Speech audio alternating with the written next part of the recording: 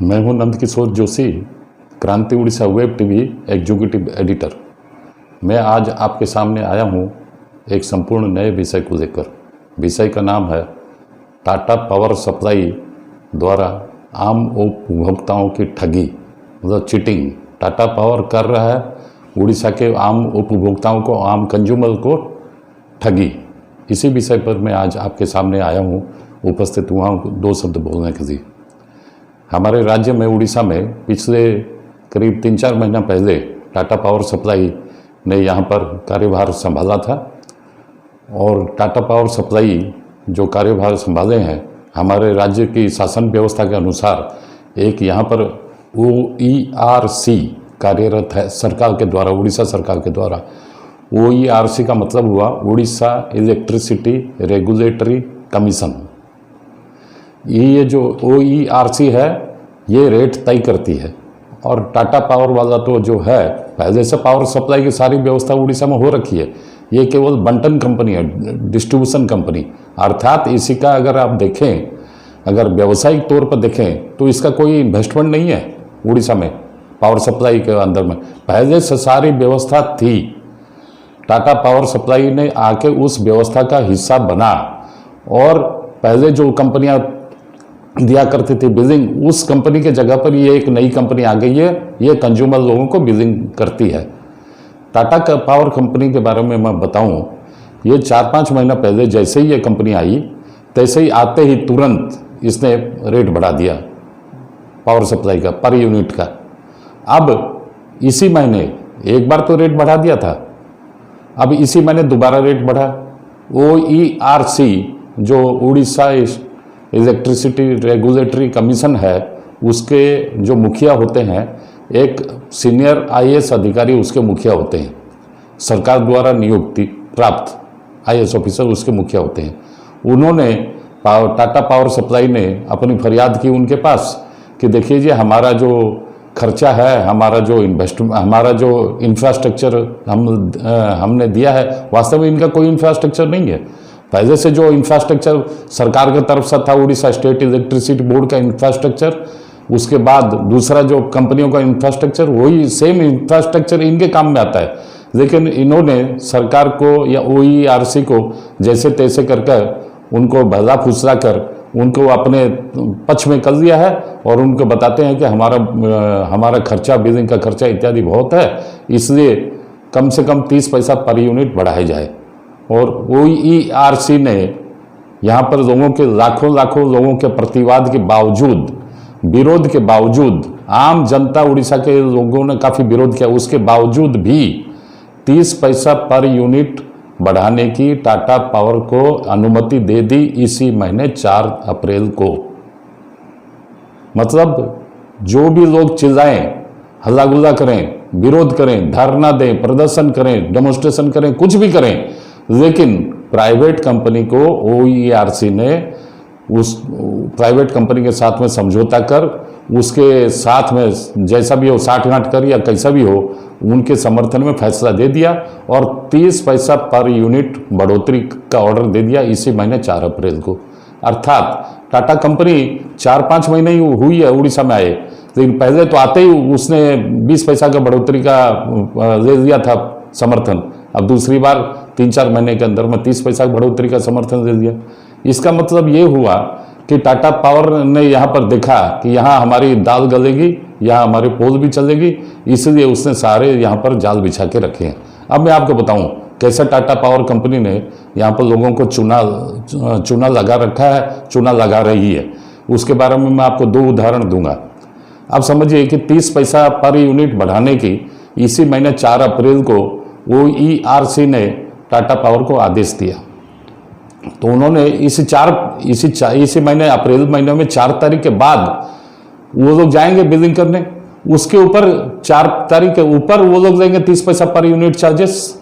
लेकिन Tata power supply के जो स्टाफ हैं, जो ऑफिसर हैं, अधिकारी हैं, बड़ी चालाकी से पिछले महीने 15-16 मार्च से ही इन्होंने बैकडेट से, अर्थात रिट्रोस्पेक्टिव इफेक्ट दिया है।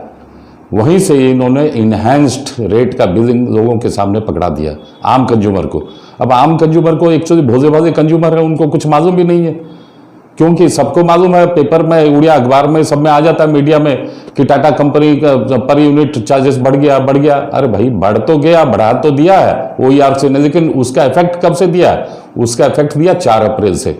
लेकिन आम आदमी को इतना मालूम नहीं कि 4 अप्रैल से 15-16 तारीख को किसी के 15-16-17 तारीख को अगर किसी कंज्यूमर के टाटा पावर का आदमी गया मीटर रीडिंग करने, और उसको भी इन्होंने इफेक्ट दे दिया। 4 अप्रैल का जो बढ़ा ऑर्डर जो है 30 पैसा पर यूनिट का, मार्च महीने के 2nd या 3rd वीक में भी जो गए हैं ये लोग, उनको भी इफेक्ट दे दिए। अर्थात करोड़ों का चूना ये लोग लगा दिए उड़ीसा के आम कंज्यूमर को, इलेक्ट्रिसिटी कंज्यूमर को। हमारे उड़ीसा में 90 लाख कंज्यूमर हैं, टाटा पावर सप्लाई उनको अभी डिस्ट्रीब्यूशन करता है, 90 लाख कंज्यूमर।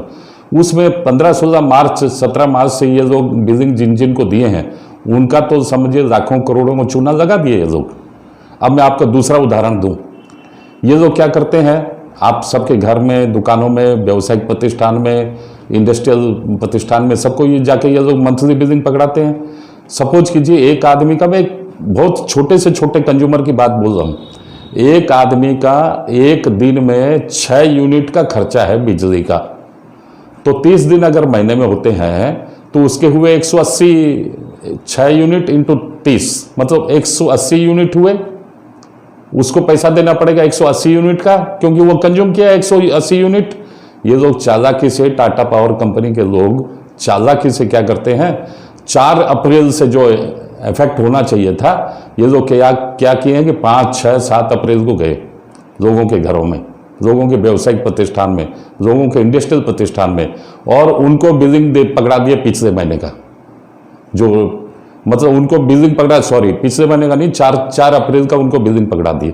अर्थात जो आदमी, आम कंज्यूमर, जो 180 यूनिट का 6 पैसे के हिसाब से पैसा देता था, ये जो इस महीने में 5-6 तारीख को अगर किसी के घर में गए हैं, तो वो 6 इंटू 6 36, 6 इंटू 5 30, अर्थात 130 और 30, 180 और 30, अर्थात 210 यूनिट का पैसा वो इस महीने में दिया। क्योंकि ये लोग गए हैं 5 तारीख को, 4 तारीख से इंप्लीमेंटेशन हुआ है, तो ये लोगों की इनका आर्गुमेंट ये है कि 4 तारीख से बढ़ा हुआ रेट है, तो हम तो आज आए हैं, बढ़ी हुई रेट के बाद आए हैं, तो हम तो लेंगे ज़्यादा। तो ये लोग क्या किए कि मार्च महीने का बिलिंग 4 तारीख के बाद जो लोगों के घर में गए हैं, 5 को गए हैं, 6 तारीख को गए हैं, जिस व्यक्ति का मार्च महीने तक या फरवरी मार्च महीने में जिस व्यक्ति का 180 यूनिट आता था, उस व्यक्ति का इस महीने में ये लोग 5 या 6 दिन में और 30 यूनिट बढ़ा के, अर्थात 210 यूनिट का बिलिंग किए हैं। 180 प्लस 30, 210 यूनिट का बिलिंग किए हैं। अच्छा, और एक इसमें देखने की, समझने की बात यह है, 200 यूनिट तक इनके चार्जेस हैं 5 रुपया 50 पैसा पर यूनिट। जैसे बियॉन्ड 200 यूनिट्स अगर हो जाता है तो इनके चार्जेस, टाटा पावर सप्लाई के चार्जेस हो जाते हैं 5 रुपया 80 पैसा पर यूनिट। मतलब इधर से तो 30 पैसा पर यूनिट ये लोग ऐसे बढ़ा के दे दिए, और 200 यूनिट को टपा दिए, क्रॉस करा दिए, उधर से वो 30 पैसा का चूना लगा दिए। अर्थात मतलब ये देखिए, इनका सब गेम प्लान देखिए, इनकी सब बिजनेस टैक्टिक्स देखिए कि 200 जो आदमी 180 यूनिट का कंज्यूम करता है, उसको कैसे 5-6 तारीख को बिलिंग करके 4 तारीख से इफेक्ट दे के उसको कैसे ये लोग 210 यूनिट कर दिए हैं, और एक्स्ट्रा 5.5 रुपये की जगह 5 रुपये 80 पैसा का बिलिंग कर दिए। इस तरह 30 पैसा करके ये लोग उड़ीसा के आम कंज्यूमरों से हर महीने अब वसूली कर रहे हैं। और अब आप हिसाब लगाइए, 90 लाख कंज्यूमर हैं, टाटा पावर सप्लाई के अंतर्गत आते हैं। अगर ये लोग उसमें 1/3 लोगों को भी अगर चूना लगा दिए, 30 लाख के लोगों को भी चूना लगा दिए, तो करोड़ों के इनके पास एक्स्ट्रा कमाई हो गई, इनके अधिकारियों के पास एक्स्ट्रा कमाई आ गई है। बाकी तो आप लोग सब जानते ही हैं कि क्या क्या हाल है आजकल। सब प्राइवेट बड़ी कंपनियों से सरकारी ऑफिसर लोग सब साठ-गांठ करके रखते हैं। इस तरह लोगों के कैसे खुलेआम लूट चल रही है, बेधड़क लूट चल रही है। सबसे मज़ेदार बात यह है, गौर करने लायक बात यह है और दुख करने लायक बात यह है कि इसके ऊपर कौन कहेगा? आम कंज्यूमर के तो कोई सुनवाई करता नहीं है।